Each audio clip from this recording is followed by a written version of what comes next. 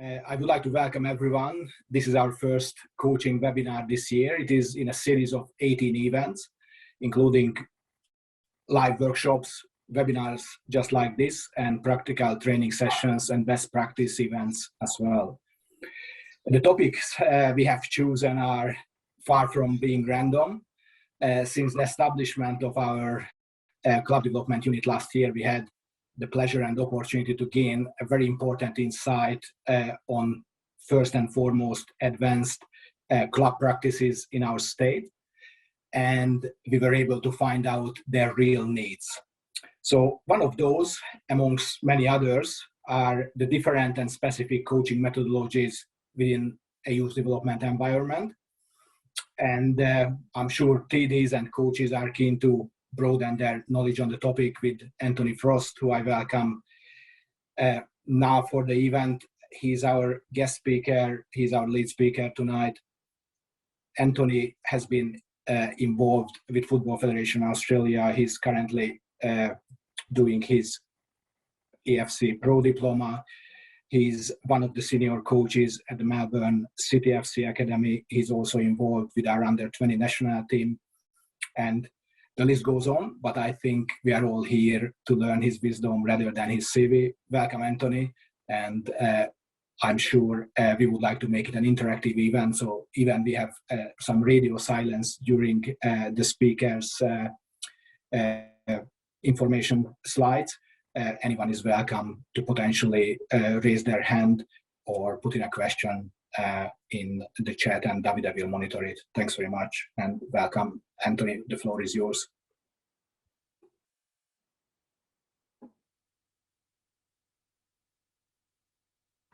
Okay, you can hear me, guys? All good?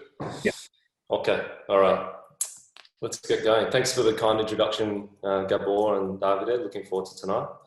Yeah, obviously some familiar faces in the group, which is really, really good to see, and some unfamiliar faces, which would be nice to get to know a little bit more tonight. For me, to get the most out of this experience, and it's the same being face-to-face, it needs to be interactive, and you guys need to be engaged in the process. So yes, for the moment, okay, your microphones might be muted, but the plan is to get into some breakout rooms, so you'll have the chance to discuss in small groups some of the things that we're going to be looking at.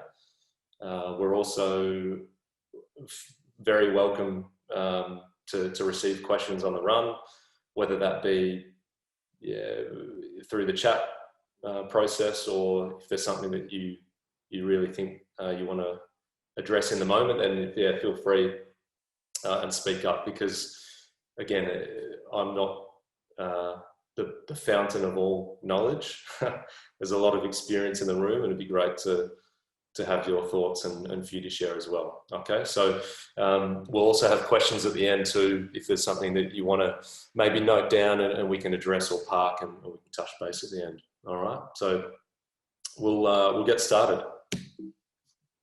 Okay, that's not how we want to start.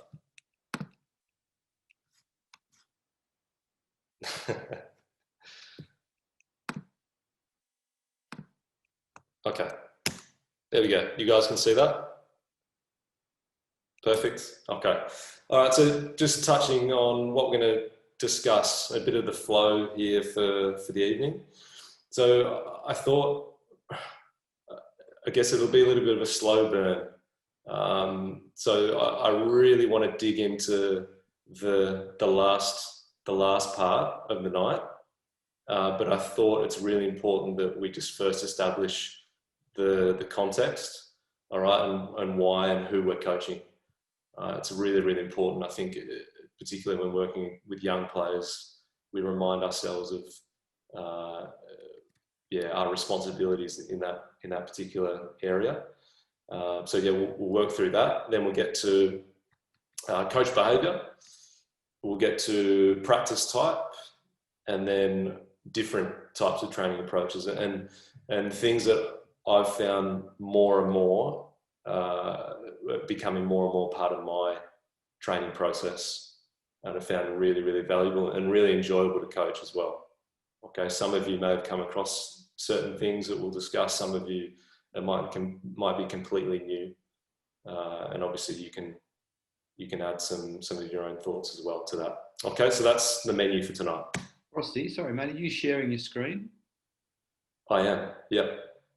Okay, because I'm not getting anything at the moment, mate. Sorry. We can see it. Now it's on the yellow slide, yeah? Warm-up questions to discuss. Yeah, Everyone can see it. I just have to figure out what's going wrong. That's all, mate. Sorry. Okay, no problem. All right, so yellow means we're going to break out into some groups. All right, it's a bit of a warm-up question. You've got the choice as an individual within your group to answer one of the 3 questions. All right, so maybe make a note of it if you want to take a photo on your phone, if you want to take a screenshot. So there might be one question that might resonate with you. Write it down, and then in your discussion groups, if you can provide a response to that question. All right, then when we come back, we might ask a few people to share what they shared with their own smaller groups. All right, all clear. Cool. Any questions on that one? No, all good, Anthony. We break out long 5 minutes. I'd say 4 or 5 minutes. Cool. Yeah. How many people? 30. Okay, let's break out into 8 groups, and then we'll go from there. Beautiful. Why this one doesn't work now? Okay, 1.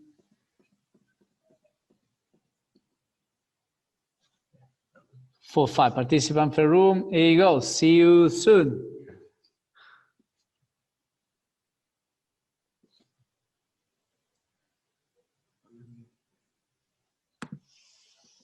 Should go, right? I don't know how it records in this though. Don't worry, that's fine. It takes a while, it's thinking. Gee, look at this group.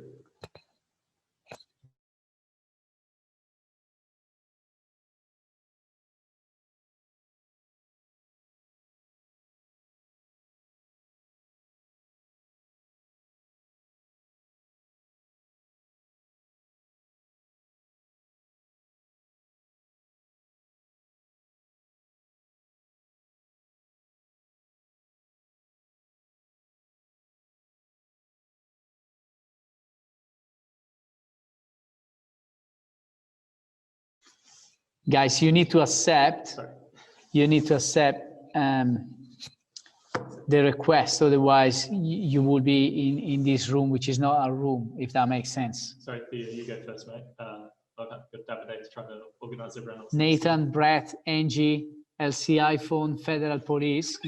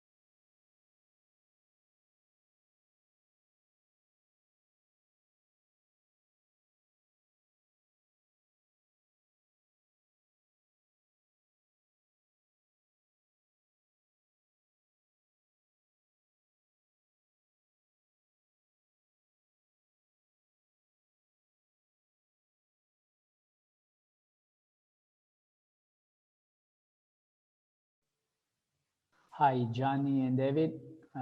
Welcome. We are in the process of breakout rooms, so we'll go back into the main room shortly. So just hang on in there and we keep going.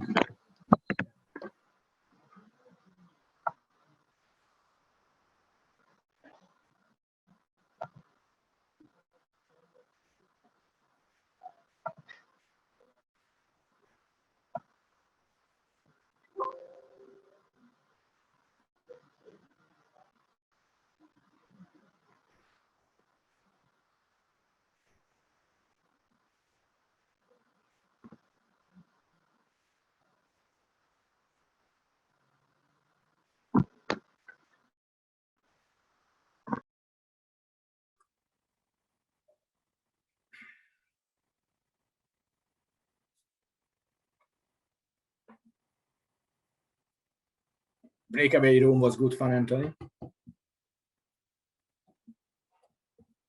I'm glad.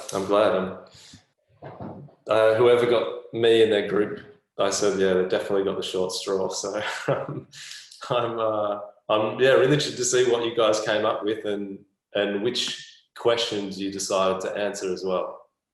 All right, given the choice. So does anyone willing to put themselves out there and be vulnerable and share what they discussed within their group? Or does someone want to throw someone else under the bus? Or?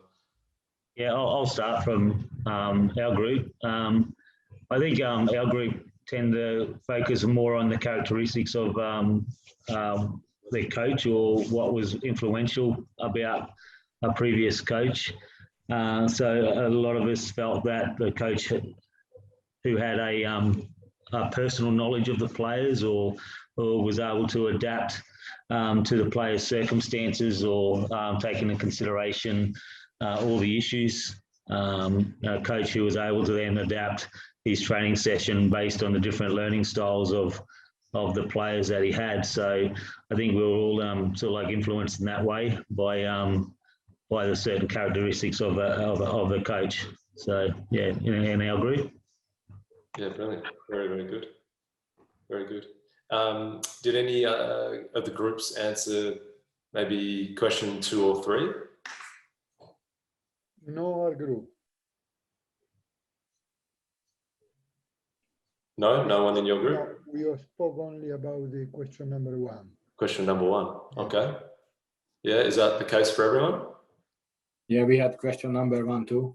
Yeah, there you go. Okay. I think, Frosty, you know that because you were in my group. Yeah. I did answer question number 3. Yeah. And that was that the most significant learning moment was actually an embarrassing moment at a national team level, where you really have to learn to step up and know what's happening and know the staff and know what's expected before you do something that you think you're doing well. But I learned, that communication is probably really, really important at the top level. Finding out what needs to be done. Yeah, it's an interesting process to go through, and you can dig quite deeply into some of those questions a little bit more. But it's a nice one to get us started. But I think you're sort of leading us down the right track, particularly. Was it Craig, your response to start?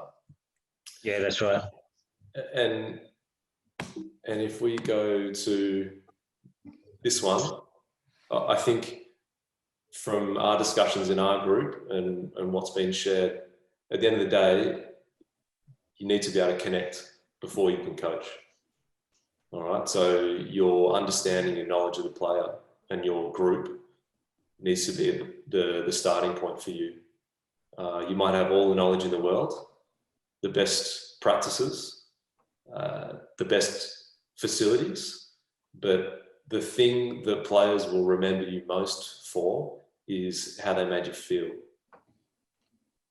Yeah, and I have to remind myself after every session is for each individual player in that session, when they go home, did they have some form of individual interaction or connection with me? So did I make them feel needed or wanted, or did I check in with them? Did I make them feel special in some way? Did I give them some feedback? Did I ask them about their home life, their family, their school, whatever it might be? It's just every interaction is an opportunity for you to connect and develop a better relationship.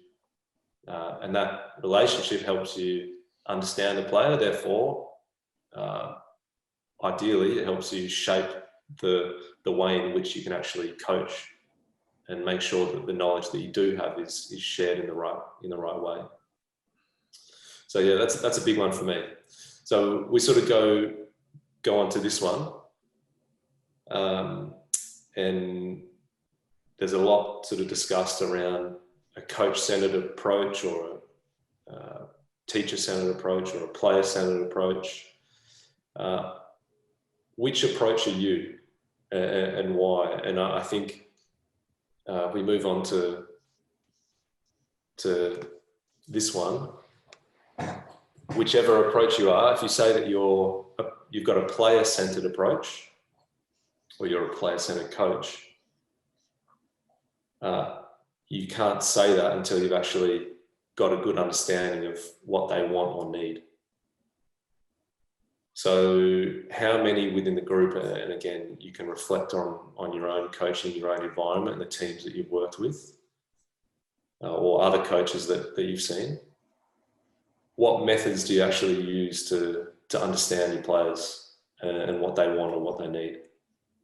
Because often it's the case where we're the one that says, okay, well, this is the way forward, and you follow. Okay. I know this is a little bit of a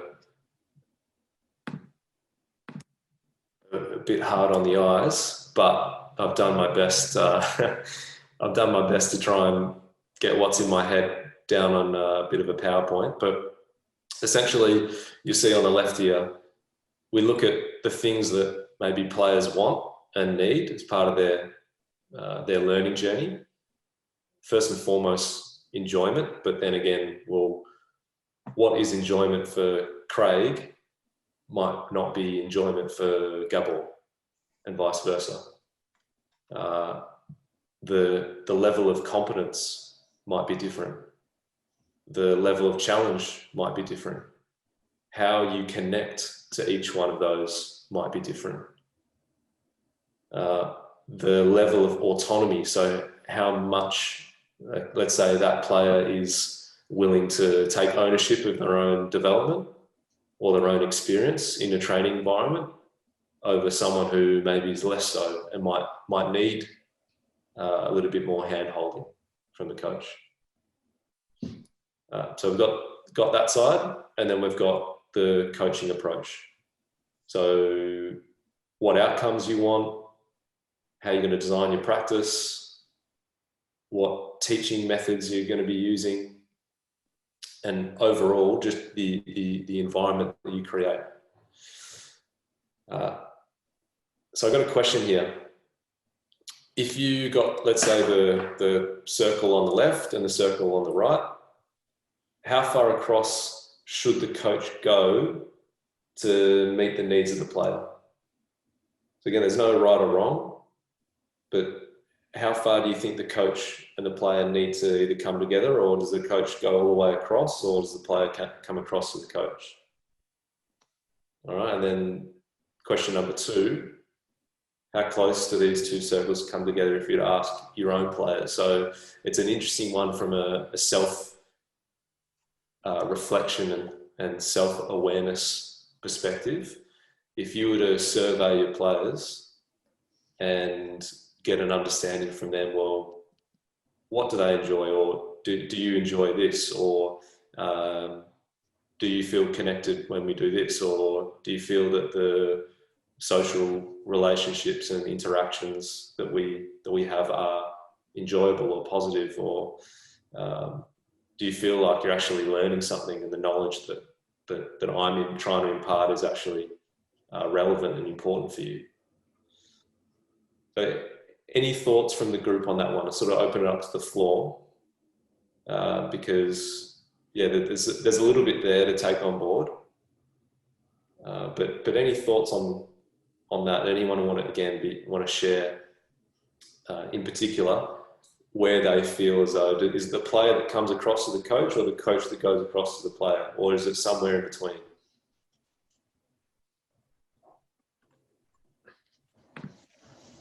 Yeah, that's an interesting question, Anthony, and probably the most interesting one is what's our perception. So because from the players, the answer you get might be completely different. You think you are very open for them to express themselves and very close to you, but reality might say is that there is a big gap between the group and the coach. That's my thinking there. Well, I guess that all depends of what part of the process you talking about here. I mean, if you are a leader of a group and you just got introduced to the group, you should be guide the group on the way you want it.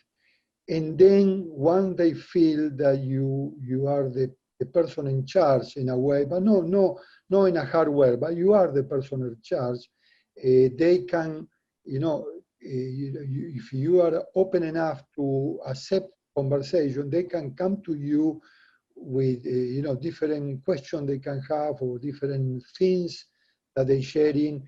And it's both ways.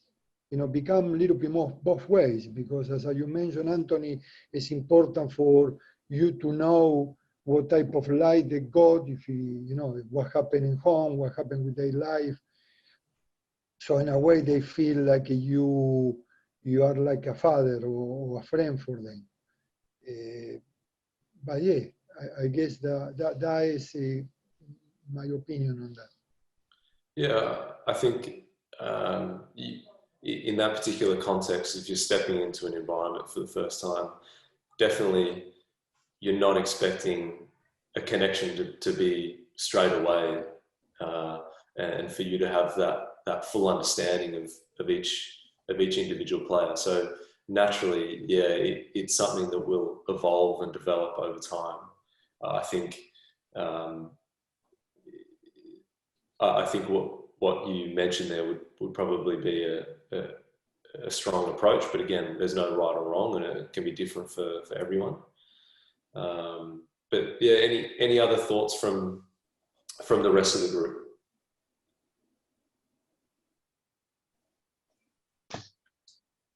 I'm a big believer in going over to the player side, Anthony. The player is the center and the very meaning of coaching. Our job wouldn't exist if there wouldn't be players. So I see ourselves as facilitators, kind of service providers, mentors. So we have to first and foremost see what the player needs are. So I'm absolutely on the left-hand side, a little bit a sprinkling of the beliefs and the environment of the club we have hopefully created before the player entered to our club. Yeah, so and another aspect of this is that you could do the same thing for a club. So it's the club approach, and even the coach as well, and whether or not the values align, and whether or not there's a shared understanding. So how far across does one go to the other, or is there a meeting in the middle in some form?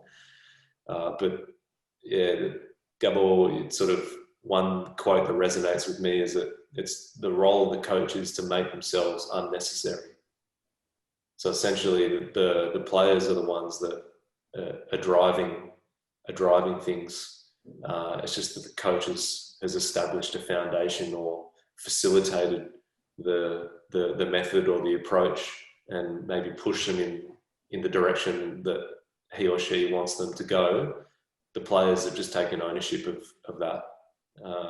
And look, Steve here, and I think that's by that by definition, the middle ground by setting that environment and expectation to then help fulfill those needs of an enjoyment of the players, but create that environment. And that, I think, is the middle ground by setting the example of, by the coach being ready, by having the designs done and the session planning, and then create an enjoyment and add all that into the mix, so that is the middle ground. Yeah, absolutely. I think, so listening to Clive Woodward recently, and same again, stories about Graham Arnold. By design, they're wanting to make the players feel as though they're making the decisions. They're the ones that are, I guess, taking ownership, but essentially they've set the platform for them to feel as though they've done that. But in fact, they're going the direction that they want them to head in. So absolutely, you probably say that, yeah, there's a little bit of, well, not control might not be the right word, but facilitated into the direction that, yeah, they want them to go. Very good. Okay. But as Davide mentioned, I think for me, it's a really powerful process if you as a coach actually get an understanding from your group, whether or not you're actually self-aware that, okay, I think that the players enjoy this, or I think they want to be doing this, where in fact maybe they could be thinking the complete opposite, or wanting the complete opposite. So it's a really powerful process to go there, actually ask them. And how you do that, there's different ways.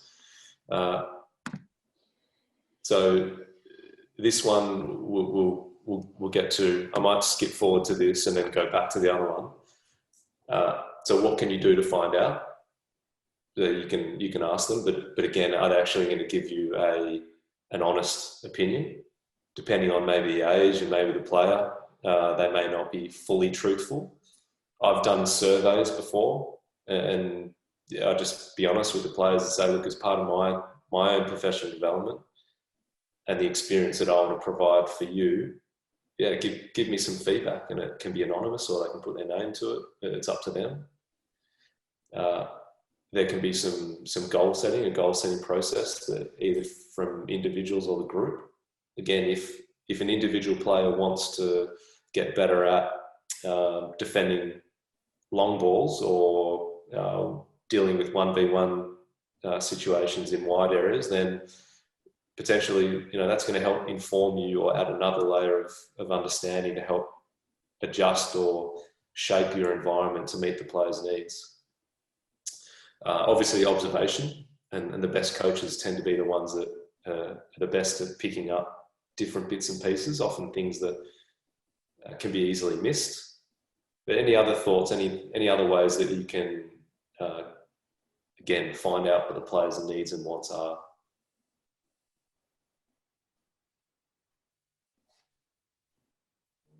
No? All good? I think you can listen to the younger players, you can listen to their parents and things that they put out there as well. Yeah. They're sort of focused on their own child, which is fine, but they probably hear a lot more about what their child's looking for than anyone else, I guess. So, yeah, absolutely. An interesting one would be maybe plan together with them a session or a week of sessions, so that you get a lot of buy-in from them, and that way you can understand what's their preference, what they want to do in the week, potentially. If it's more games or if they should work on something, and give them the ownership to come up with something. I think could be effective. Yeah, 100%. Both two very good examples. Just from the parents' point of view, I've changed my beliefs around the involvement of parents and the engagement of parents. And it's super, super critical in in a youth development environment, getting their buy-in and having them making sure that they have an understanding of the things that we're trying to achieve and the way in which we go about certain things, bringing them along the journey is so important. Maybe at the start I was, okay, no, move the parents to the side, they're not going to interfere, let me get on with coaching, and I just interact and engage with the player. It can bite you in the bum. So engaging them in the process can be really powerful. It helps try and get some of them on side as well. But that's another webinar altogether, David. That might have to be. It's an interesting, tough topic, and it's a big part of being a youth coach. So yeah, absolutely shouldn't be underestimated. Anyway, we're moving off topic, but I'll go back to this one. And just keeping in mind that's the hardest thing about being a coach, and it's not just in a youth environment, it's any environment dealing with or managing people in general, is that you're going to have, all right, a 14-year-old player, or both, let's say player A, player B, both 14, but their psychological age may be completely different. Their physical ages, as we know, can be completely different. So how you cater for each individual and their needs, and you could add 20 other components.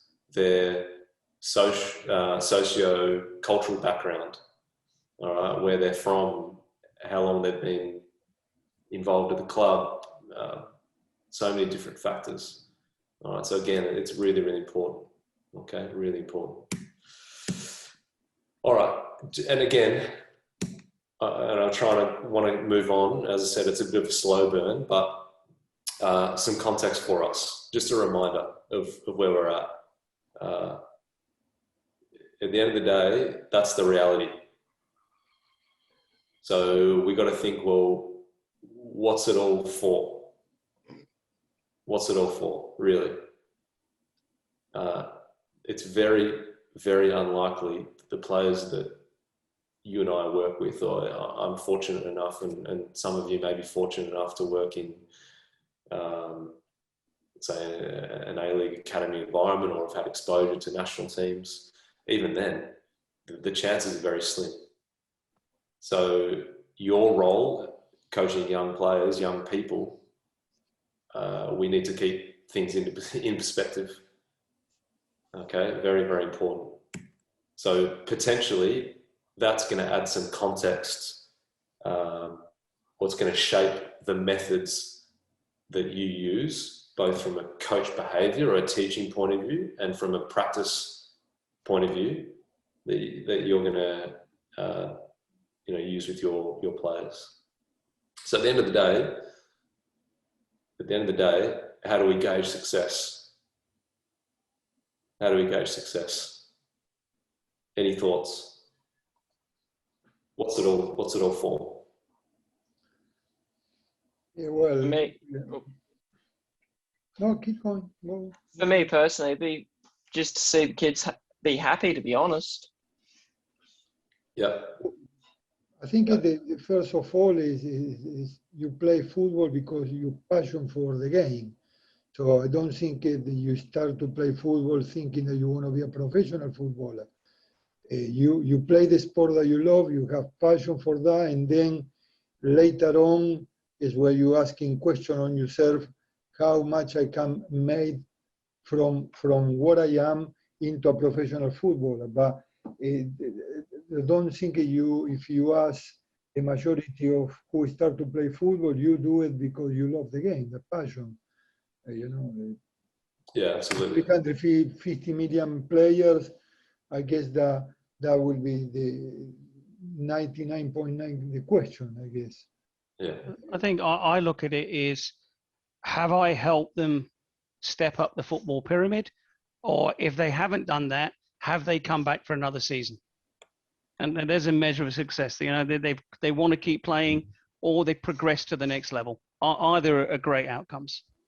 Yeah, absolutely. So ideally they keep playing, they come back, yeah, or they stay involved in the game, and we have in some way or another made sure that their experience, not only in football but in sport, because there are a lot of other issues affecting our society, that we have a responsibility to make sure that they have a good experience, and if they stay involved in our game, then brilliant. And if that's potentially making a living from the game, then even better.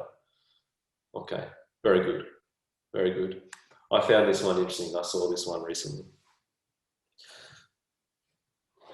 Again, we're hammering home some of these key concepts, and I'm sure you're all in agreement with that. But again, important. These things should be shaping the environment that you're trying to create for your players in the youth environment. Okay, so context done, why and who we're coaching out of the way. Let's move on to coach behaviour and what the coach actually does. All right. So for me, if you think about coaching, there are a whole lot of external factors, but at the end of the day, the coach directly controls their own behaviour. So maybe how they teach, how they engage, how they interact, and the types of practices that they might actually use to shape what happens at training. If you've got any other thoughts about that, then feel free to maybe have a discussion about that at the end. But in my view, those are things that we can directly control and have an influence on. Therefore, yeah, we really need to try and nail that. All right. So things like coach behaviour could encompass body language, could encompass language in general that we use to the players, how we interact with not only players but with others, staff, how we carry ourselves, maybe how we come across. Everything that we do potentially sends a message and elicits our behaviour. All right, but we're just going to focus on these ones because we could be here all night. All right. Now, some of you was it Theo maybe in our group? He's a teacher. You might have come across this one. If we've got other teachers or people interested in different types of teaching approaches, this is Rosenshine's 10 principles of instruction. So I'm not sure whether or not you can see the detail there. Again, you might want to write it down and you can do some of your own individual research after this. But a really good guide and framework that gives you a pretty good idea about, all right, well, if I do some of these things or all of these things, then more often than not, I'm going to provide a pretty good learning experience, and the people that I'm trying to teach are going to come out with something, some knowledge. All right, so review is important, questioning is important, guiding is important, having a level of challenge and success, and their indicator is about 80% success, which, yeah, there's a saying that from a skill acquisition point of view, you should be striving for something just out of reach. So that's an interesting one that they've put an 80% marker on that. Again, maybe the environment or the level that you coach may have an influence on that as well. Allowing an opportunity for independent practice, really important. Making sure that material might be delivered in smaller steps. Models to support learning. All right, so different examples. So here's an example of how this has been applied, or here's an example of a different approach, trying to achieve the same outcome. Gaining an understanding whether or not your players have actually taken on board what you've gone through. Scaffolding, and we'll get to that later down the track. but super important, and sort of links to bringing in information in smaller steps, and then again, review. All right. So again, you can spend some more time doing your own research on that. But we've also got these as well, and you may have come across those, and we'll sort of spend some time looking at those examples, but just delivered in a different form in the next slide. So you can see here, this is Mostyn's teaching spectrum. And whilst you're looking at this and sort of deciphering it, we're going to ask you maybe where you think you might sort of tend to veer towards, and maybe the reasons why, or maybe think about the experiences of other teachers or coaches that you've had and the approaches that they've used. But Anthony, let me make a comment on this. Yeah. And I think linked to the probably the second slide you show us, where the coach is on one side and the players on the other side, it's important to ask them what's their perception on where you are at in that spectrum. It's not just what you think. Yeah, I'm thinking I'm here, but actually the player's perception could be completely different. So that's another interesting one. Yeah, no, 100%. And if we look at from the left to right, we have the command approach. So it's this way, and if you don't do it this way, then you're out the door. Therefore, the level of decision-making responsibility for the student is very low. Okay. We go to maybe a guided discovery approach, which is, I generally give the example, is probably more aligned to the FFA coaching process approach, where, yeah, the teacher and the pupil are both involved in that, but yeah, it's the role of the teacher to guide the players through the process. And then we might go to a point where, all right, well, the learner initiates what happens in the training environment. So Davide gave the example before where, okay, tonight we want to work on 1v1. So the teacher gives, all right, 1v1 in this particular scenario. Come up with a practice or a game that you feel is going to work on this particular approach, and the players design and essentially drive that process, and they take ownership over it. And obviously at the very end here, there's no teacher involved, and it's just yourself or the individual. Yeah. Davide, anything you wanted to? No, I want to say, and then at that stage, you smoke your cigar on a side and you just, off you go. You've done your job. Well, that's what I said. Yeah, you make yourself unnecessary. If you can work your way down to this point, and without it being complete chaos, then you're doing a pretty good job. Yeah. I think on that one too, Frosty, is that the risk management injury considerations need to come into it as well. Absolutely. I think that was, so I guess my next question to the group is, well, when would you use which approach, and when wouldn't it be appropriate, or where would it be appropriate? I think Michael raised a really, really valid comment there, particularly when we're working with young people as well. We need to take or factor that into to our thinking. So here's another example. Again, all very similar, sort of more or less along the same lines or the same themes, but I thought this image really emphasized the difference between approaches. So you've got your prescribed teaching. So again, this is what we're doing. This is how we're doing it. This is what I want you to do. These are the key outcomes. As opposed to, all right, well, let's discover as we go. This is what we're hoping to achieve. Let's work out how we get there. Okay, so guided discovery sort of in between.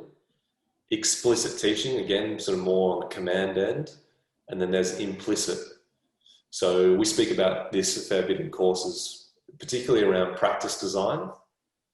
And for me, again, it's my own personal opinion and approach, but it's super, super powerful and really important if you can design practices. So we're getting more into training design now, or practice types. If you can design a practice that allows learning to occur simply through the practice itself, therefore there's less emphasis on the coach to, let's say, prescribe or to command or to instruct in certain moments. So learning takes place in and through the practice. Okay, so yeah, just again another example for everyone. I thought it's a good image to show sort of what we're talking about. This is another one. Many of you might have seen it if you've gone through an FA course before as well. It's just another visual, and it gives you an understanding of the way in which a coach can behave, and it might be that you tend to use a certain approach in a certain situation, or you use all of them in the one session. Again, there's a command approach, there's the observation and feedback, and there's the examples here. Use of question and answer, again, guided discovery, so that's a consistent and well-known model. There's the trial and error, so more challenge or task setting. Again, the FFA model is probably, all right, well, here's a task for you, or here's a challenge for you. I'd love to see if you can try and do this. And then maybe if they might need more help, all right, well, as soon as that ball travels into the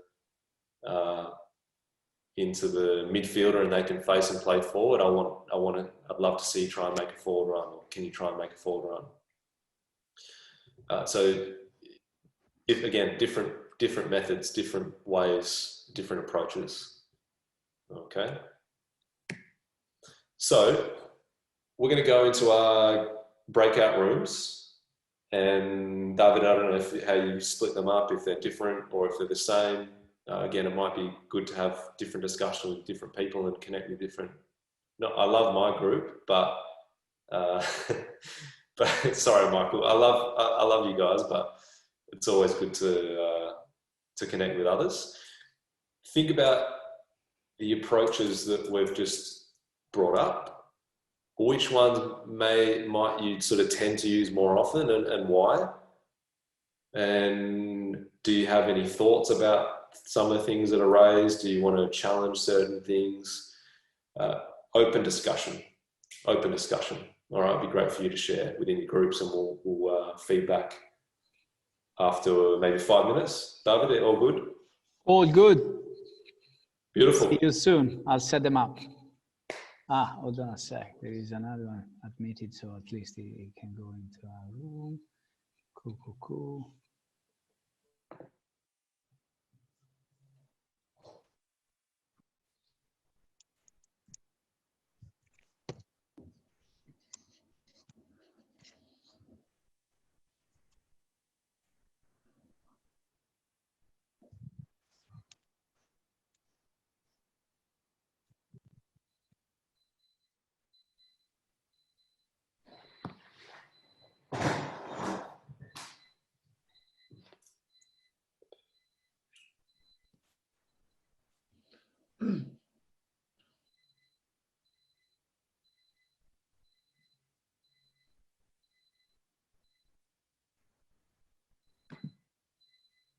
You forming the group already, Davide?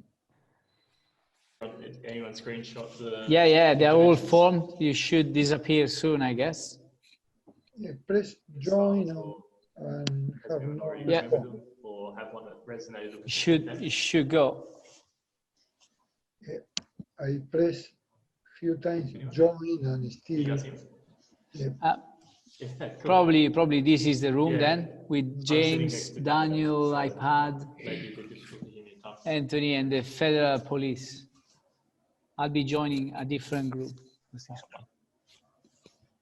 Davide's joining our group to make it a bit easier. So did any of those intervention styles, did you guys, watching it all? Yeah, I just left the room, so I might have missed a bit, but Yeah, that's all good. Let me have a quick check. I think I had the intervention center somewhere else from before. Did you have a copy of the intervention set?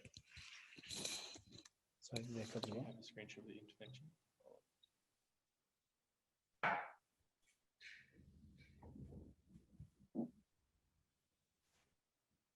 So for me personally, as a coach, I personally prefer the question and answer style. Yeah, no.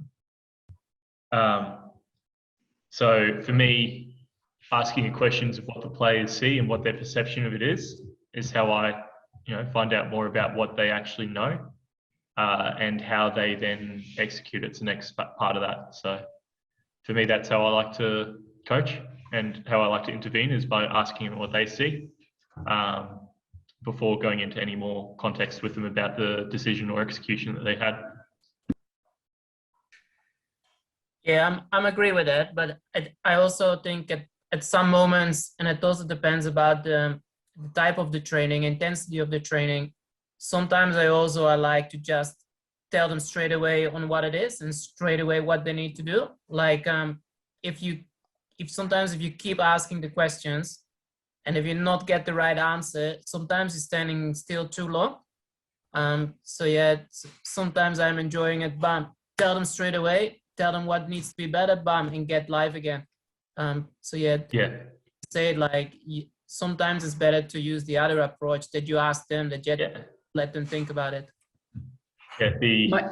My only comment would be, as long as you are aware of that. Yeah. That's what you want. That's let's say your players' preferred approach. Fantastic. Yeah. Yeah, I think a bit of it comes back to how you scaffold the questions as well. If you are doing a Q&A approach, it takes a bit of practice, but when you get like very comfortable with it and you go, hey, in this situation, what were you looking to do? And then they give you an example, what they were looking at. Oh, great. Okay, next time, this. And then 20 seconds max, boom, done. Yeah, exactly. I agree with that. Yeah, if you go for too long, I definitely agree. If it's taking 2 minutes to try and get a point across, reset it. Away you go. I think the best coaches will feel it when you ask, can you have that 20 seconds to enter. And I think in some coaches as well, they will know, all right, bam. Now I just tell them we get back into the game, and I might come back to it after the game. Yeah. Anyone else have any preferred approach or anything stand out to you? I guess I'm more of a observation and like giving feedback kind of coach. Like I like to see what the players can do, and then I guess if I see a player struggling, give them the feedback. I see where they're going wrong. That's kind of the approach I take, and definitely like the question and answers. Like I do like to ask them and see if they do have an understanding of what's going on, and if not, well then yeah.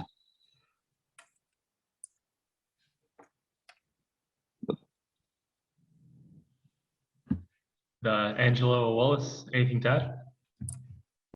no, you try and ask the question, and also when you see the outcome that you want, you'll pull it up again and say, you've just done what we've been trying to do. So you reinforce it with a positive when it's done.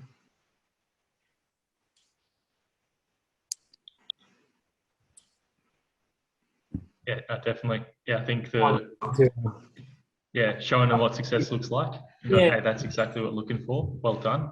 Yeah, give them more tools and give them more options to increase their decision-making options, not just my way, their way and our way altogether. Yeah, definitely. And anything for you, Wallace? I think it sort of depends on the player as well, and kind of their experience and their ability levels as well. If they've only been playing for like 1 year or so, they're fresh and new to the game, I suppose question and answer may not be the best. They're probably in that motor development phase still. So I try and give out I try that trial and error approach more often than not. So like just encouraging, can you make a forward run? Next time you get the ball, can you try and take on a defender? Or, maybe ask a player to maybe come a bit wider so they can work on their longer passing, stretch the field out. Just little things like that. So each sort of player has their own personal sort of goals and things to work on.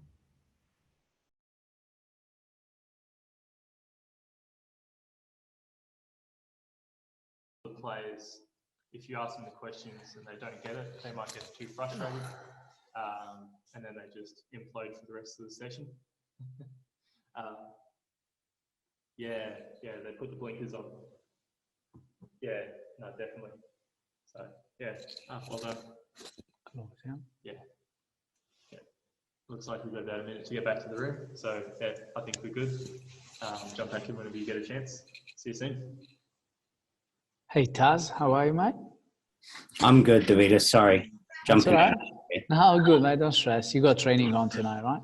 Yeah. We're just finished. I am finished. So yeah, no problems. I'm all ears now. All good, mate.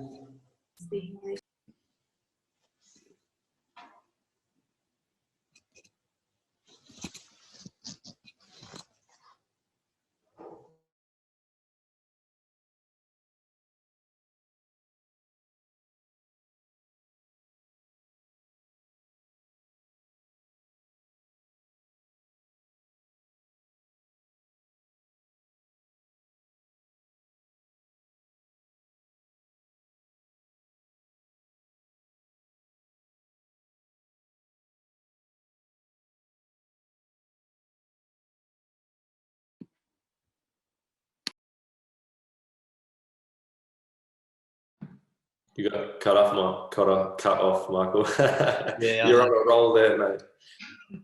That's all right. Up in his prime. Someone shuts me up sometime, Frosty. Very good. Anyone again willing to share maybe some new faces within the group? Be vulnerable. Want to share what you came up with?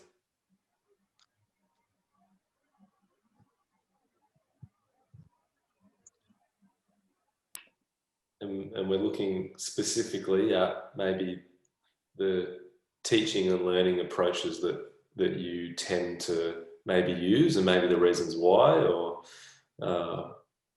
why you like to use one approach over another, and the pros and cons of any one. I'll be happy to pipe up a little bit. Thank you, Theo. Cool. So the one that really stands out for me, which I like to use a lot, is obviously scaffolding, which it's almost directly taken straight from the FFA model. The way that they suggest to structure sessions, I've taken that on board, and I found that it works very, very well.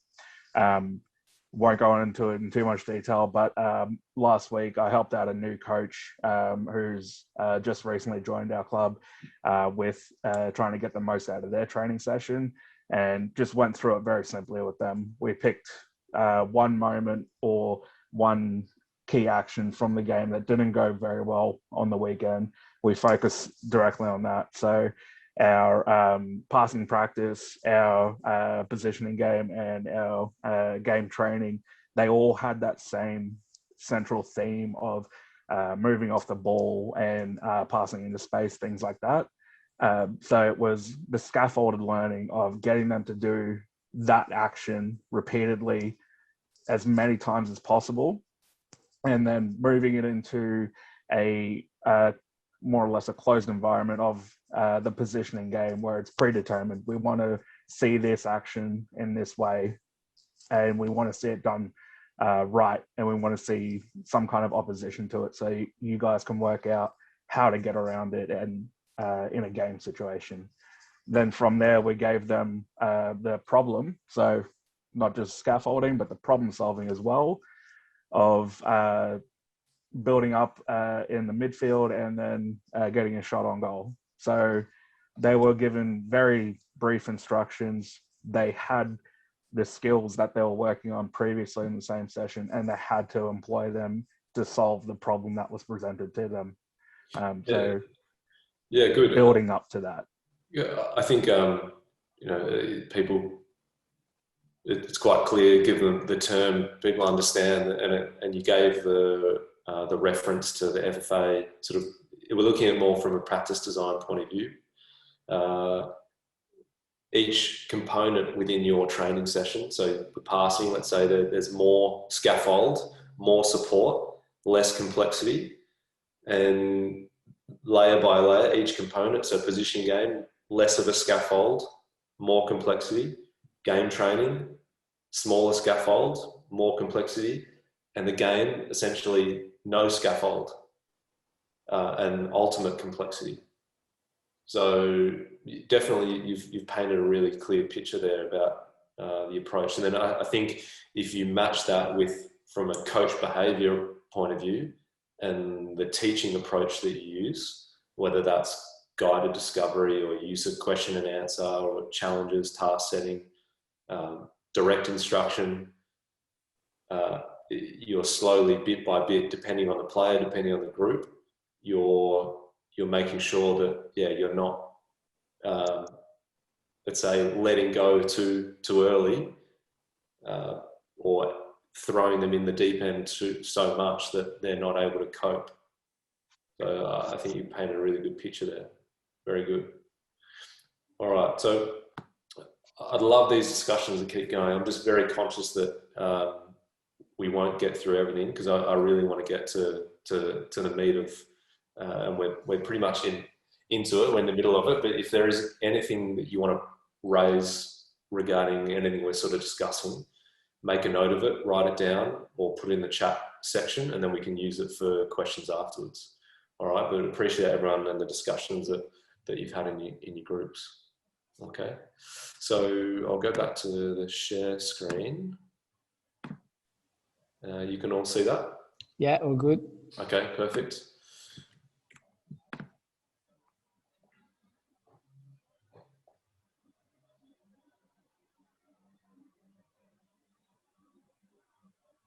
And me listening to something recently, and there's been some good discussion around direct instruction. And when we think about direct instruction, or the command, essentially sort of on that further end of the spectrum, we think, all right, well, that's more traditional coaching, or that isn't, that's a bad approach to use. But like with anything, there's a good way to deliver instruction, and then there's bad way. Just like there's a good way to use the guided discovery approach, and then there's maybe not so good. So there's always a continuum there. It's just a matter of working out, again, which approach to use. David, we give the analogy of a toolbox. You have a number of tools in your toolbox, and it's about picking out the right tool at the right moment to use in the right situation. So you know what tools you have, you know where your strengths lie potentially, and what your players like or dislike, or what's best suited to them in that particular moment. So absolutely, we need to be careful of saying, well, command style or direct instruction is bad. No, it's about recognizing when to use which approach in the situation that's in front of you. Yeah, and Anthony, yes, spot on. And let me add that knowing your players is key, because different methods will be more effective with different players. So that's something that we all as a coaches, we need to be aware of. And yeah, it's critical. 100%. And I like to ask the question in the A license very early on. Do you adjust for your players, or do the players adjust to you? Again, similar to what we put up before, the two circles. Because if you say, well, I only use this approach, and the next question is, well, are you self-aware enough to recognize that you only use one, and that you expect the players to just cop it? or are you aware enough that you need to manipulate, that you need to adjust and change your approach given the context? And that's when, for me, I know that I'm looking at a good coach if they're capable of using different tools, yeah, in different situations and scenarios. So again, something to reflect on yourself about. So we're getting to a stage where, all right, what time is it? It's 7:15, where people might be starting to get hungry if they haven't eaten yet, and we've been going for an hour and a quarter. So I need to be aware enough that we're not just pumping you with maybe too much. And there's a thing called cognitive load. At the end of the day, there's only so much information that the brain can actually comprehend and take on. So I need to be mindful of that, but hopefully everyone's still with us and on board. Again, I think it's recorded, so you might be able to go back and have a look at some things. Again, opportunity for questions at the end, but with anything in your coach behavioural approach, in your coaching sessions, think about how much you're actually giving to the players in that moment. We need to be realistic. At the end of the day, it may be only a couple of key points that they're actually going to take on board. So I'm finding myself that I'm doing less and less coaching the more experienced I become. So it's an interesting one. All right, so we got through those two. We're going to zoom through practice type, so practice design essentially, and some of you have sort of already gone over that. But I'll leave you with this one. And I always think about the players that we want to try and develop and improve.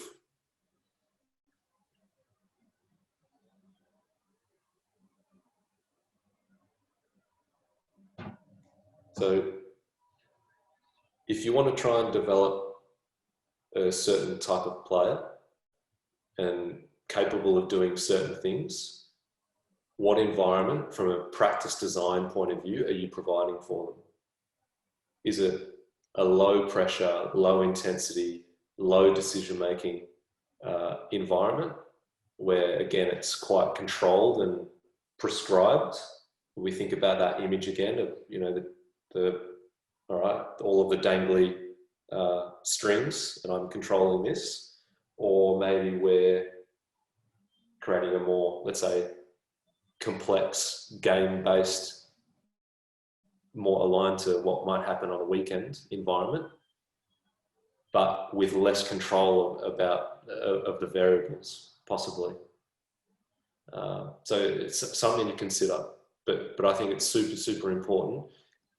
If that's think about the player in your head that you want to try and develop, either from a personal point of view, from a club point of view, from a national body point of view, what sort of environment from a practice design perspective are you actually providing for them?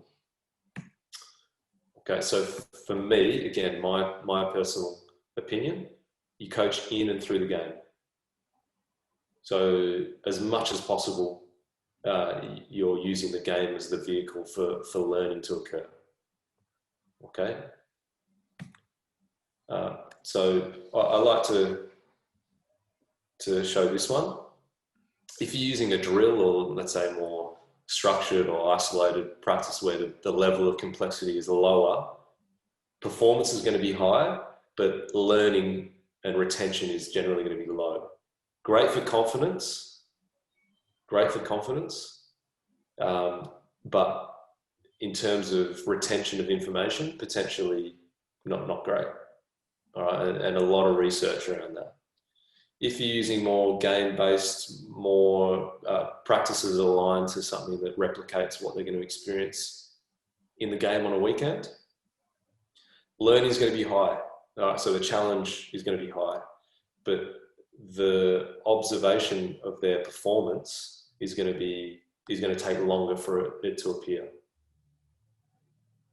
Yeah, so from a youth development point of view, we've got time. and things may not start to show up until later down the track. And I think here's a bit of cross promotion for my next webinar. When we with Football Queensland, I think we're going to talk about periodisation and different types of tactical periodisation approaches or technical periodisation approaches. The way in which you plan and organise your training will potentially help improve how quickly performance can appear. Particularly when you use a game-related approach. So again, that's another thing altogether. Okay, but again, something to think about from a practice design point of view. This one you may have seen before, and it's sort of done the rounds recently, and it's a really effective and simple image and model. And this again comes with a bit of a disclaimer as well.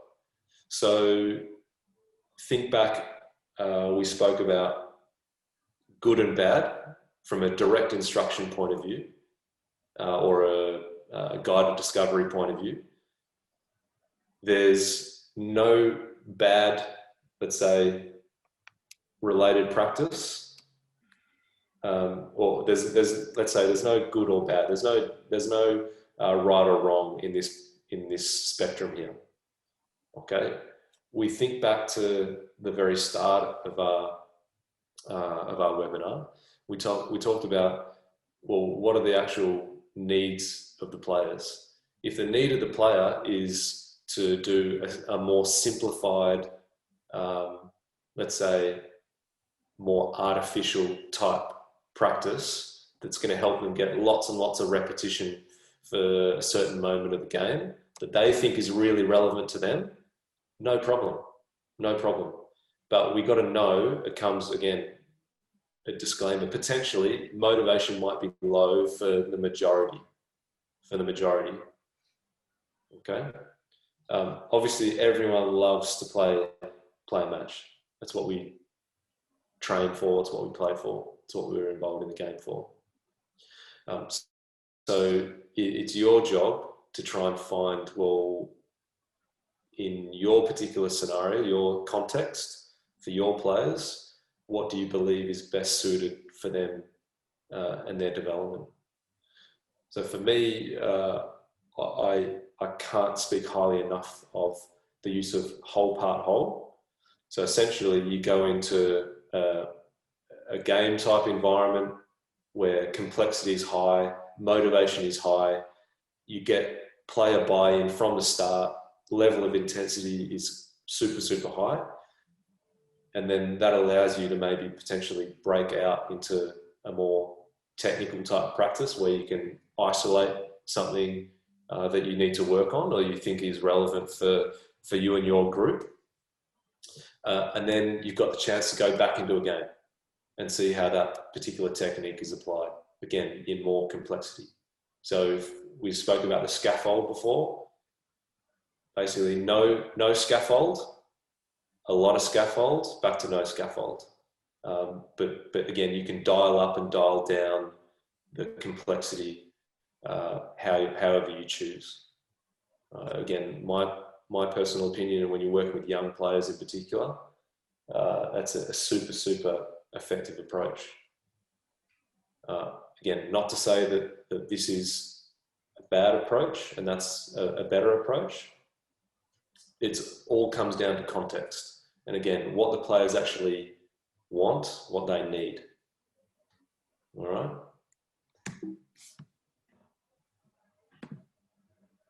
So 3 down and 1 more to go. Okay. Anyone want to step in on what we just touched on from a practice design perspective? Any comments, or David, anything, Gabor, anything, Michael, anyone else? No? All good. Okay. And this is where, for me, where I'm really excited to share with you some stuff because I feel that maybe our knowledge and our understanding of the use of different approaches to training in particular is fairly limited across the country. And I think some of the stuff that we can explore now is really, really fun to try, and I think has a huge benefit for your players. So we'll go through that now. Okay. So some of you, again, may have had experience with this and have used these things, but we'll look at things like use of scenarios in training. And one of the breakout rooms, we already had an example of that where, all right, well, we know that we're going to come up against this sort of team and the way that they play. How are we going to deal with it? Again, a perfect example of a scenario. You've got a player-led type training situation, and we've sort of touched on that before. There's things like player cards, where a card is given to a player and they might have a certain challenge on that. Again, another interesting way to engage your players in the training process, and probably more aligned to younger players than older ones.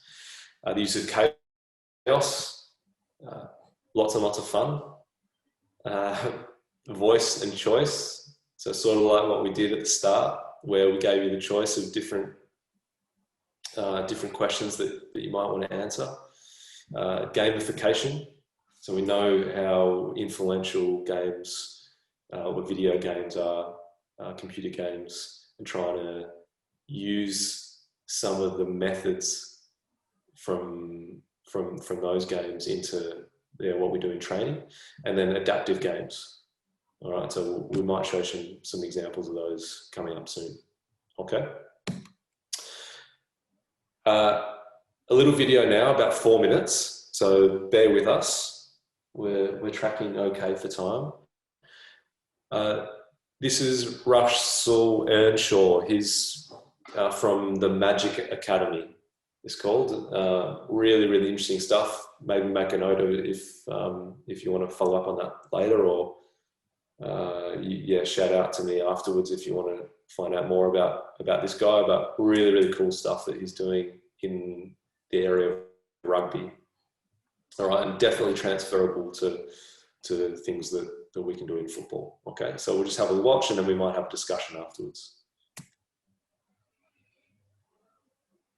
So I'm going to tell one of the teams, we're going to do a scenario, and I'm going to tell one of the teams that they're starting 2 points down, see whether that changes their behaviour, see if they come up with some tactical solutions to it, and hopefully put a little bit of pressure on them to score. Cool, can I have the bibs here, please? You happy you got equal teams? We're going to play a 2-minute game. I'll explain the rules to everyone in a second. However, you guys are going to start 2 scores down against these guys.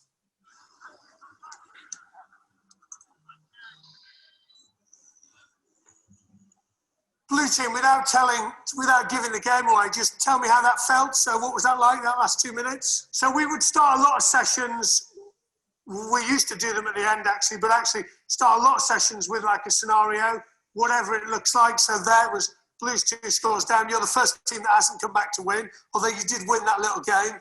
And everyone talks about those kind of feelings of we needed to do it, a little bit of pressure on us. It felt like the game. It generally kind of focuses you rather than we're kind of floating around in the ether. I'm sure you guys are manipulating the constraints of the game. This, for me, is one of the best ones, just to allow offside players. One, or if there's bigger numbers, it might be 2 offside players, because it also challenges the defence as well. So guys who normally don't look up, start looking up for space and just looking in the line, see which defenders have dropped. So I want you guys to, how would you want to defend? I'm going to constrain your defence. We're going to play the same game, but you can choose how you defend, and it's going to be up to, let's see if they work it out or not. So how would you want to defend? In terms of them still having the offside player? Yeah, they still have an offside player. Yeah. Cool. Yeah. So you're going to always have only allow one back. So should we say it's you? Cool. And everyone else can be really tight, and they're going to drift, and we'll see if they solve it. Yeah. It's not Sevens defence, but I get what you're saying. It's definitely a solution, isn't it? You guys ready? Let's go. Same game. Great question, though. So we've now given the defence an opportunity to pick how they defend, and we're going to put them into a system so that hopefully the attack can work it out and solve the problem. Great work, defence. Yellow ball. Blues, come in, 30 seconds. So we're going to, I'm going to change it up now. You're going to have no one at the back, and you're just going to put huge pressure on them all the time. No one's allowed to sweep. Got it?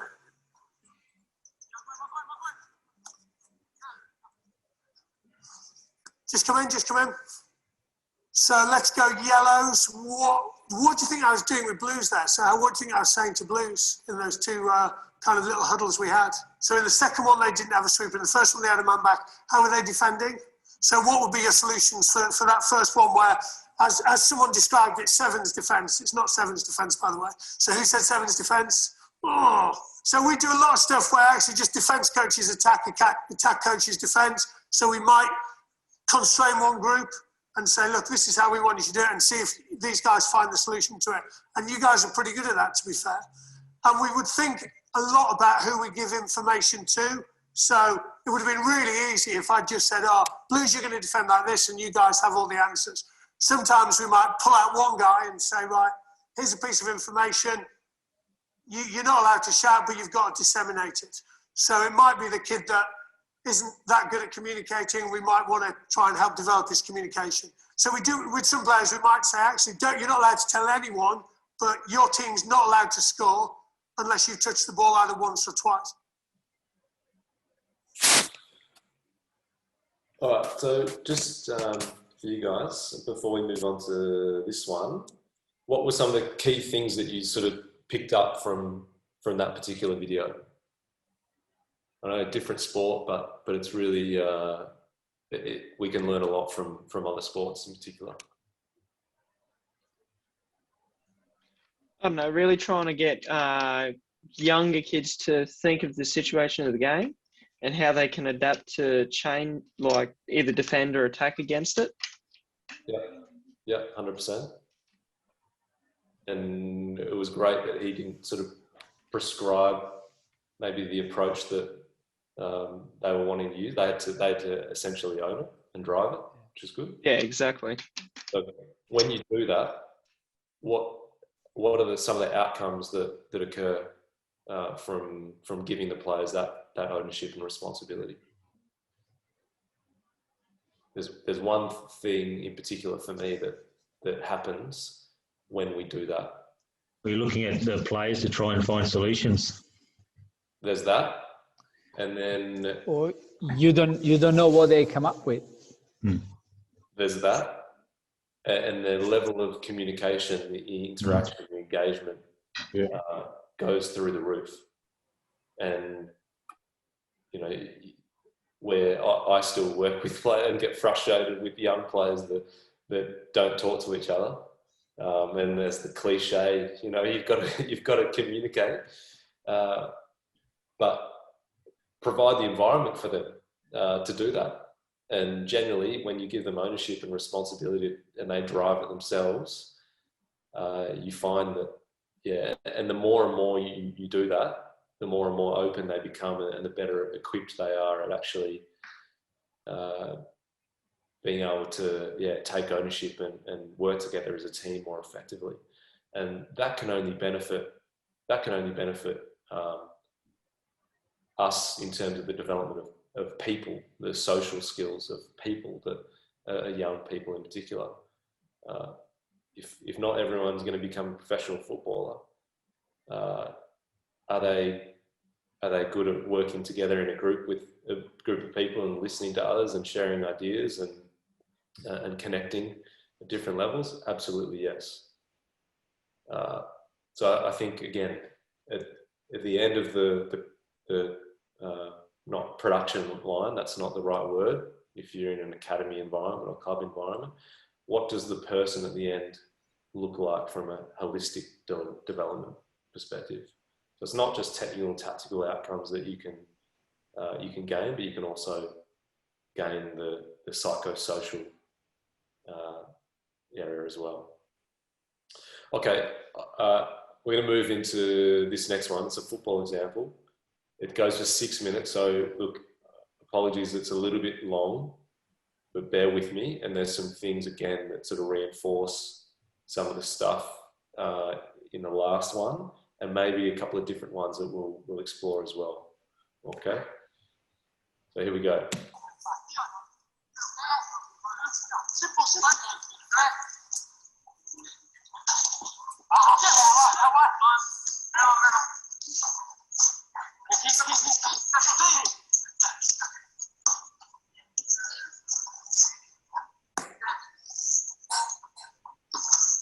Oh, Bruce.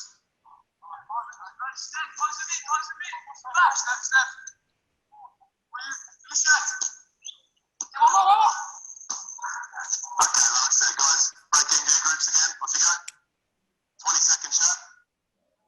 I want to know how well you attempted or achieved the challenge set for you, and what you might adjust differently now. So if you go in your groups, your choice which one you want to go. So attempted the task. Okay. Maybe for the first one or two, but then not throughout. So anything you change. You can do whatever you want. So would you change your shape? Would you change your form? Yeah. Okay. So if you change your shape, but if you want to, you don't have to. Okay. But if you want to continue to press, that's fine. Anything that you recognise about how they play. Okay. So think about how that's going to influence when you're in possession, how you guys play. So you've got a challenge when you're out of possession, and have a think about what you might do when you're in possession. Okay. So go.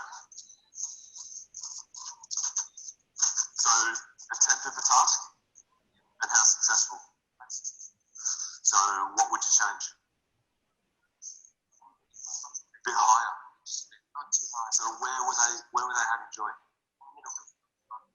In the middle and the right wings. Yeah, and they were able to play through and behind. So would you change anything? Would you contact? Yeah, and deeper or higher? Higher? Could be deeper. Your choice. Yeah. What about when you're in possession of the ball? So what happened when you won it? What did you notice about them? Okay. So how could you exploit them? So who's made forward runs? And who's looked to play forward quickly? And who could it start from? Okay. Let's see how we go next block. Who's starting? Orange is starting. Play.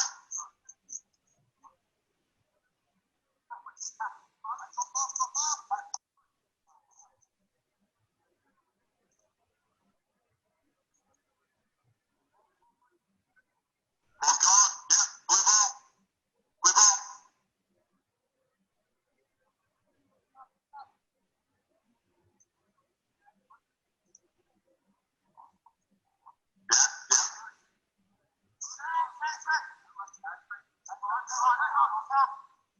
Dion, what's your role now?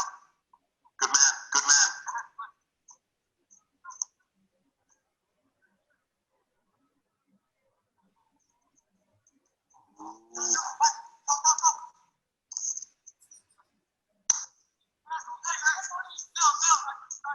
Yes, yes, blue.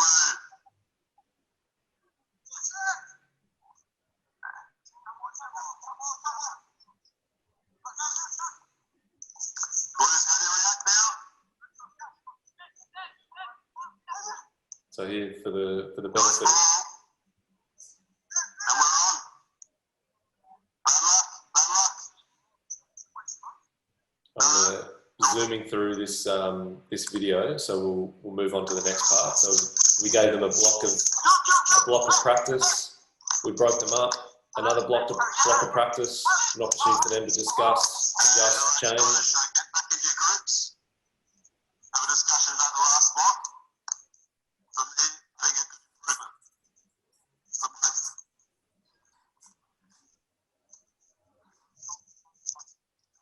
Well done, guys. That was good. So this next block, we're going to flip roles a little bit.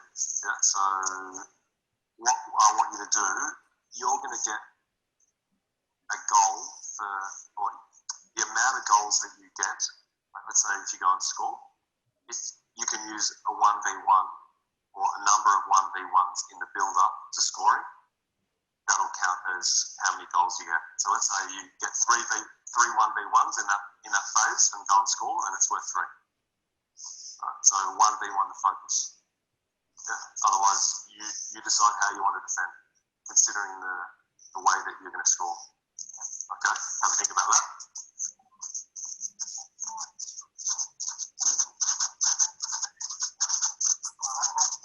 Okay, guys. So a bit of a shift now, a bit of a change for this next block. So I'm going to give you a reward. The amount of goals that you get will depend on the amount of passes that you use in the build-up. So if you use 6 passes and then score, it's worth 6 goals.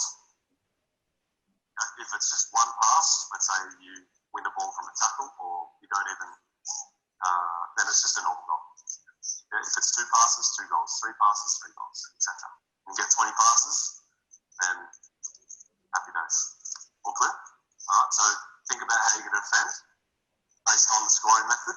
Think about obviously what you need to do to organise yourselves to exploit that scoring process. We'll find out. We'll find out. Okay, we ready to go, guys? Blues, you can start off first. Get yourself set. Let's play.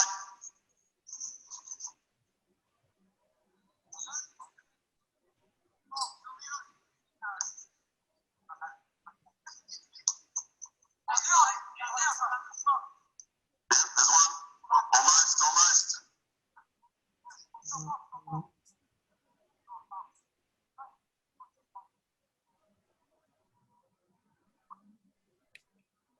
Okay, with stops there, they end up making 20 passes and going to score, but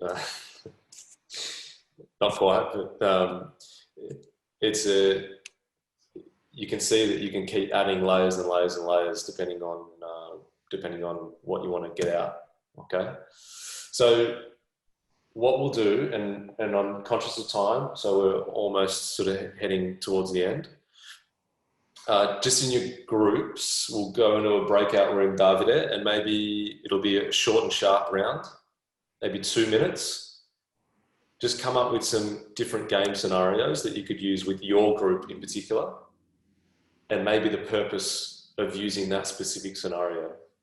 All right, and you can't use playing with 10 men because that's too easy.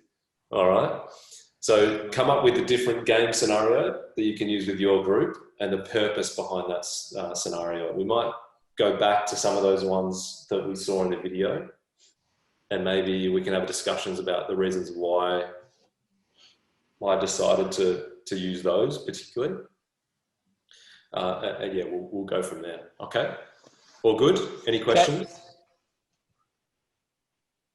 Good. We'll see you in 3 minutes. Okay, perfect.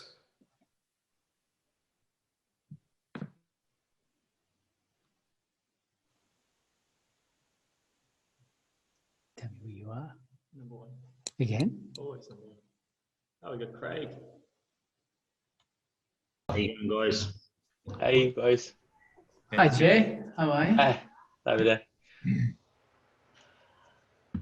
Who's going to start?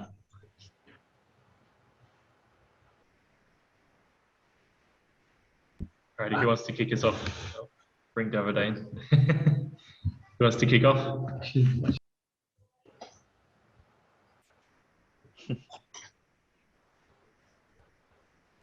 Well, I guess I'll kick off. So scenario that I look at is perhaps like other team presses us high on the park, so they try and shut us in the front, in our back third. How do we get out of a press? So thinking about how we might utilise the goalkeepers, play between the lines, not necessarily to each line. So you might play from the front third, back third to the front third direct. So you're trying to get out of the press, or a front third or middle third press. So those type of scenario. That's one scenario that I guess happens in a game. Anyone else? The game scenario just training just to make that all the players are thinking much. So they just try to concentrate. They figured it out that what the situation's next, and then they figured it out that the other ideas to come up. So it just makes it really just to think is the brain work a lot. That's good things to through the different methodology. And Brett or Wallace, anything to add? Sorry, I actually accidentally stepped out. Okay. Wallace? Yeah, so when you say game scenarios, do you mean like a situation in a game that might affect how you play? Yeah, in a nutshell, yeah. Yeah, sweet. So you might, I don't know, maybe it's like the cup final at the end of the year or something, and you're 1-0 up, 80th minute. What do you do? Bumping long, mate, and that's it. Yeah, put it in the corner. No, literally, right? So, yeah. 10 minutes in a corner is a long time, Brian. You can go to 2 different corners, 5 in each. Yeah, no, I really enjoyed, especially that part with 2 separate scenarios for 2 different teams, and then the part of your goal is to identify how the other team is playing based on their playing style. So, one team, especially with the passing, the more passes you get, the higher the goal score. Maybe having one team doing that, and then one team doing maybe a quick press. Every time they press and score, it's worth 5, but you don't tell the team that you're trying to keep their possession based and then score a goal after multiple passes. You don't tell them that. And then part of the challenge is identifying how the opposition is scoring and how you're going to, how that team is then going to self-coordinate.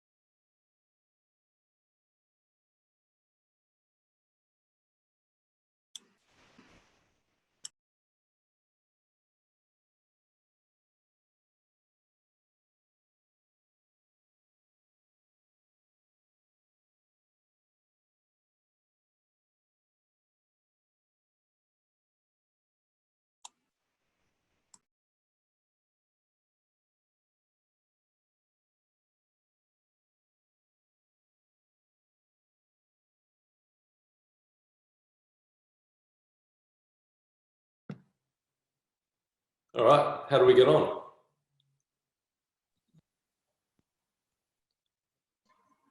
Some good discussions in our group. Please share, Anthony. Please share. No, I'll let you guys share. Yeah, feel free to speak up and tell us what you got.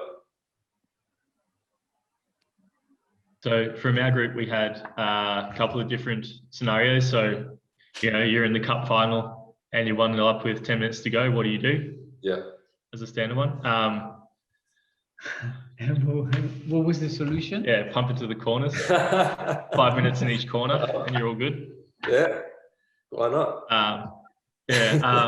For me, I found it really interesting, especially with the 2 different challenges for the 2 different teams. Yeah. And then not telling the opposition how the other team gets their points. Yeah. Then it becomes more of a challenge for the players to figure out how the opposition is scoring, and then their self-organisation after that, and how that changes and creates more adaptable players. I thought it was really cool. Yeah. Thank you, Frosty. That comes back to what I was getting to at the end of that last breakout group, which was talking about a lot of our players have really good knowledge of the game or of the practice, in other words, the mechanics of it, as opposed to knowledge in the game. What's actually happening? What do I need to do to solve this? And that's what we really need to encourage them to become much more aware of. How are the opposition playing? Where are they passing? Who are their key players? What's my role and responsibility in affecting what we do, as opposed to and denying them what they should be doing?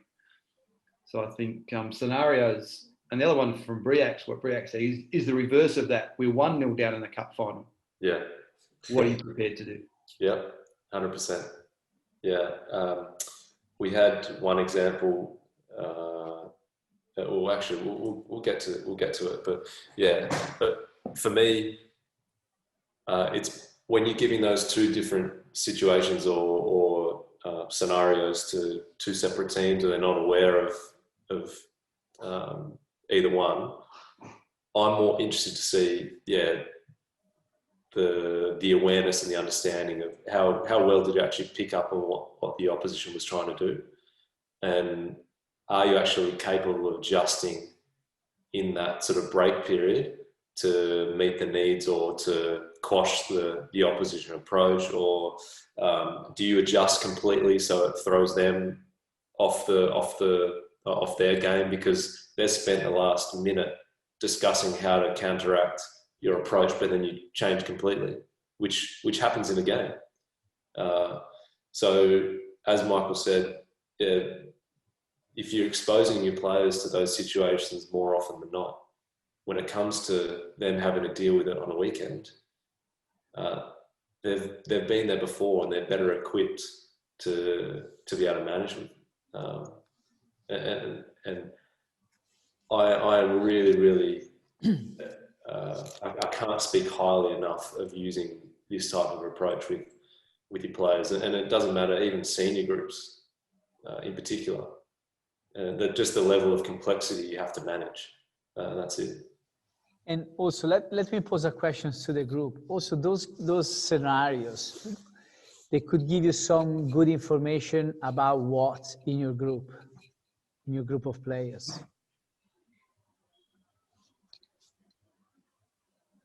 So by doing those scenarios, you set a task to one team. Player understanding. Yes, that's definitely one. What else? Your communicators, your leaders. The leaders, yeah, those that are taking ownership of it and they start putting up ideas. Yeah, exactly right. Yeah, good stuff. And thinking back to the first video, Russell, he sort of mentioned it towards the end. What's one thing, if you really wanted to, and this is, again, maybe the coach guiding the process a little bit more, what could the coach do if you want to encourage a particular individual within the group in those moments? What could you do? Well, I think ownership. Yeah, I think that last video with the rugby union one touched on it about giving someone who's not necessarily a good communicator some ownership or some role to play. Yeah, we need to be mindful, and this is very apparent in some of the groups that I've worked with in this situation. Often the loudest one, who may not have the best knowledge or the best ideas, is often heard because they're willing to be more outgoing and voice what's in their head, whereas someone who's less willing to come forward might have the best responses. So it's a really interesting way for you to, again, know your players, know your group, to be able to challenge particular individuals depending on what they need. All right, we'll move on, but good discussions. Let's head back in. Okay. For the last 50 minutes of the webinar. That's it. We haven't had too many drop off, which is good. All right, so some examples, and it was really cool. The group that I was in, we had this game scenario 2 come up, which was cool. So one team looks to try and play through central areas as much as possible. So 2 goals for a goal from a central area play, and then look to play through wide areas, and 2 goals from a goal from a wide area. So I sort of touched on, we need to be very careful that we're saying you must or you can only score from a wide area, or you can only score from you've got to find a balance. Not to say that it's bad. I think I'm going to contradict myself in the next slide. But yeah, where you can, rather than restrict, we want to try and reward, because as soon as you restrict, you make the game environment, let's say, less realistic. Okay. When you reward, you generally keep most of the game intact. All right. But you're just, again, rewarding a particular behavior. Game scenario 1, okay. Man marking against zonal marking.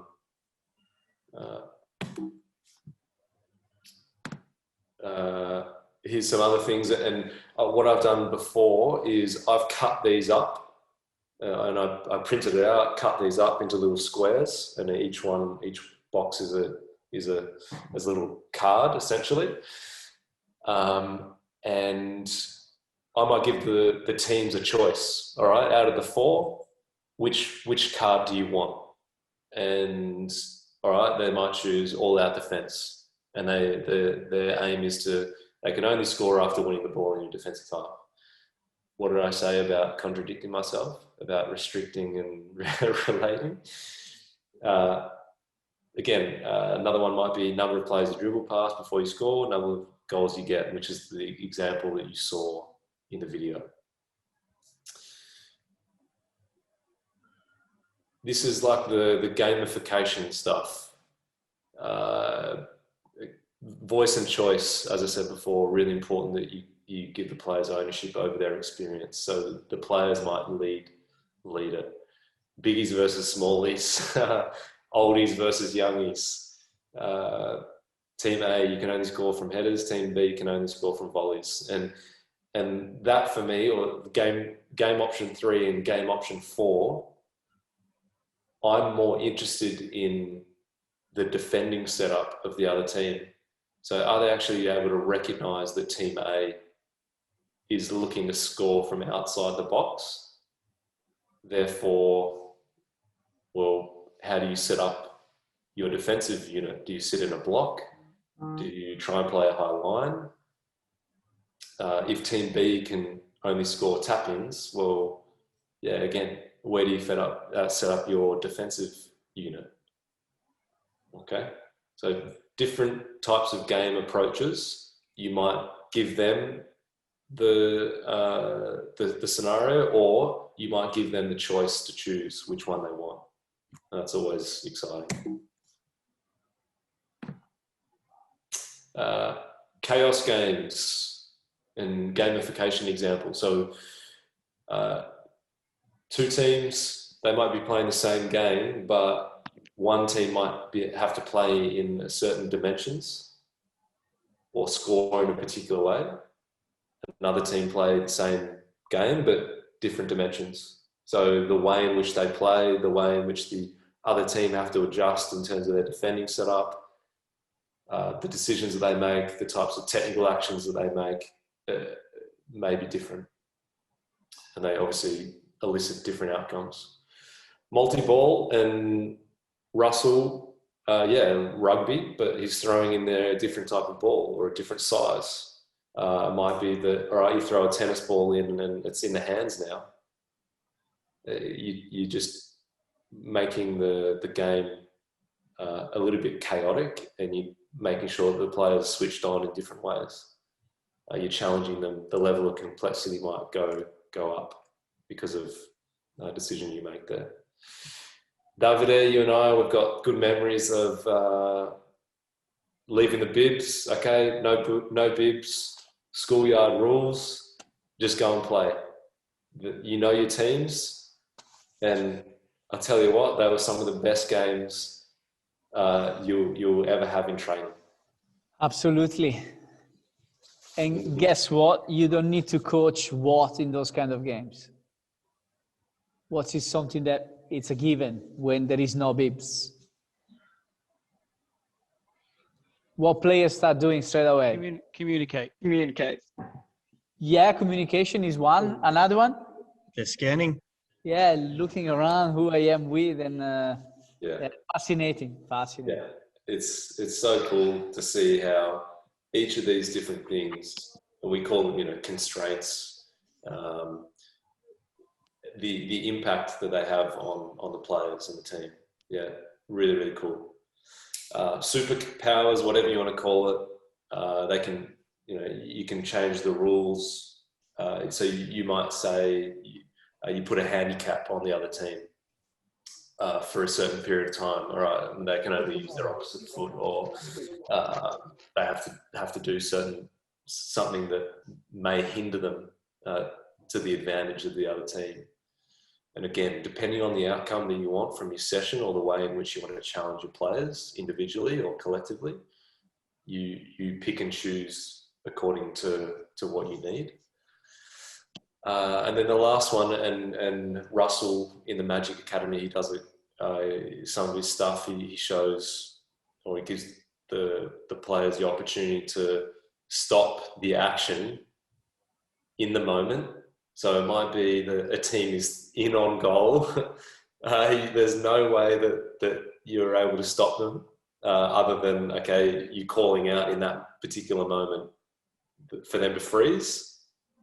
You only get one of those in the game, and that's it. And obviously the other team have the same too. So it's interesting to see, again, when the players might make the decision about when to call it. Is it the right moment to call it? Do they not call it at all, which is often the case? They get so caught up in the game that they forget that they have an opportunity to stop the other team from potentially scoring and beating them. All right, so different types of things that you can do and explore with your players to elicit certain outcomes. All right. So we're going to go into, I was going to go into breakout rooms, but I think we're going to be over time. Just anyone from the group, if you're willing to shout out if there's something there, or if maybe you've got another idea, or if you've tried some of those things and you think they're relevant, you think that they're beneficial. Anything from the group. One of the ones that resonated really a lot with me was the challenge cards. So the player challenges. So we used to do, as a game at the end, like a bingo card. So you had to get one line somewhere, and we had 9 challenges. So scoring from headers, scoring centrally, tap in, screamer, whatever it is. And you had to get 3 in a row to win. Nice. Yeah, it was really, really fun. And automatic. And once you score, you have to run across and cross it off for your team. Yeah. So it automatically creates an underload while you're going to do that. So you got to be nice and quick. But yeah, it worked really, really well, and especially helped with communication and self-organization of the players. Yeah. Yeah, that's good. I think the scenario-based one is really brilliant idea, because I think it helps players problem solve as a unit to try and decipher what is the footballing problem. So rather than the coach painting the footballing problem that we're going to fix and we're going to work on tonight, they have to identify what the footballing problem is themselves and then try to resolve it as a team. And I think that's a great learning. Yeah. Yeah. Good stuff, Steve. Yeah, and I think again, if you think about the practice environment, practice design, what do you feel in terms of the way in which the behavior of the coach, and from a teaching perspective now, what approach was mostly predominant in that scenario-based situation? What teaching and learning approach was like mostly prevalent? I'm using it now. More player-centered approach, giving them some responsibility and ownership of what they wanted to achieve out of the session. Yeah. But it's through Q&A though, wasn't it, Frosty? Absolutely, yeah. Yeah, so I don't think I gave any sort of the direction or the guidance that I provided was just simply through questions that I asked and try and lead them down a particular track. So you're going to sometimes, depending on where you are in your own coaching development and how comfortable you are with using that approach, is something that you probably have to develop and improve. And again, you need to be clear of what your outcome that you're trying to achieve is, because you find that maybe some of the questions you ask aren't pointed to where you're wanting to head. So whatever scenario you decide to choose, make sure that you know what the outcome is that you're wanting from that particular situation or training exercise, because your questions are going to have to be bang on to try and help your players get to a stage where, yeah, you're actually leading them down the path that they need to go. I think also by creating those scenarios might be football problems that you identified in the game over the weekend. So it gives the players, and the players may not be thinking about those football problems from the game, but by actually giving them the scenarios in the training, they might go, oh, that happened on the weekend. Yeah. So 100%. And you can, it's interesting that, because, yeah, well, when we played against Gold Coast, then we weren't able to do blah, blah, blah.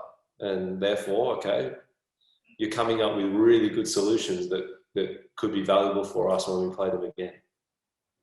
Absolutely. All right. Very, very good. Okay. Gold Coast United or Gold Coast Knights? You need to differentiate, Anthony, here, you know? Well, it's the big rivalry, big derby, isn't it? Yeah.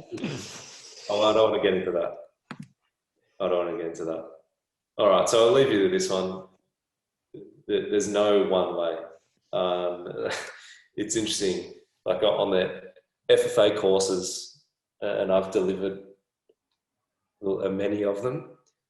I keep saying that the FFA way, there's flexibility within that method, and there isn't just one way of doing things. There's different approaches, different methods. It's just about how you can best adjust to meet the needs of your group. All right. The last one is, yeah, we all have particular strengths and we may lean towards using one approach over another. So the challenge is, well, know what your players' needs and wants are, or the context provides. And if you have to work on some areas to improve, your coach approach, or you being more comfortable question and answer, or being more comfortable with command style, then yeah, obviously self-reflect, go away and improve, refine, and obviously you're better capable of meeting, or those two circles coming closer together. All right, Davide, I think we've crossed everything off the list. So I hope it's been done in a relatively informative and enjoyable way, and people have got something out of it. It's been fun to do, and 2 hours has gone past pretty quickly. But yeah, appreciate the opportunity to share with you some things. So yeah. Anthony, look, I really enjoyed this session, and yeah, I really want to thank you, because it's been a good one, different from what we see around, which is important. And to me, the only comment I would like to make is for the coaches that have attended, try those things. Try in your own environment and see what works best for you and your players, because it's, at the end of the day, there is no right or wrong. There is no one way how to do things, and try and see what works best. That's all. Anthony, once again, on behalf of Football Queensland, we would like to thank you for your time. And at this stage, I'm really looking forward to see you on the next one around periodization. And yeah, we invite you all for that one as well. But yeah, you will all hear from us.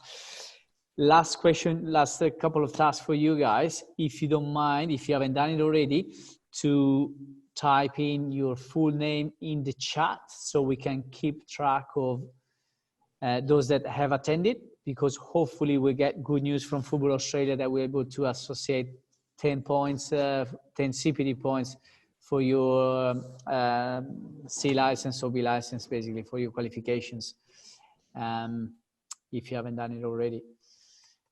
Gabor, anything from you? Otherwise, I'll thank you all and I wish you a good night. Not much. I would like to thank Anthony, and also just would like to take a note for technical directors in the room. So those kind of methodologies relate to the coach himself, but I would like to sort of think a little bit differently for the technical directors. I believe the TD's role is to present kind of a menu card for their coaches, and you can make sure that at your club, within your youth development plan, certain methodologies are either preferred or offered to the coaches, or they are encouraged to use it, because you may want to produce a certain type of player, and chaos games and other creative ways of coaching may more intuitive to those kind of player development outcomes. So that's the only remark I would like to make. It is not only for coaches. TDs has a lot to take away when they want to influence their coaches' thinking. I'm thanking Anthony again, and precisely we will welcome him back on the 21st of June. And the next workshop we will have is about session design, and we will hold it at Brisbane City in exactly a month's time on the 21st of May. Actually, in 10 days, Gabor, but that's okay. Okay. Everyone will get a notification.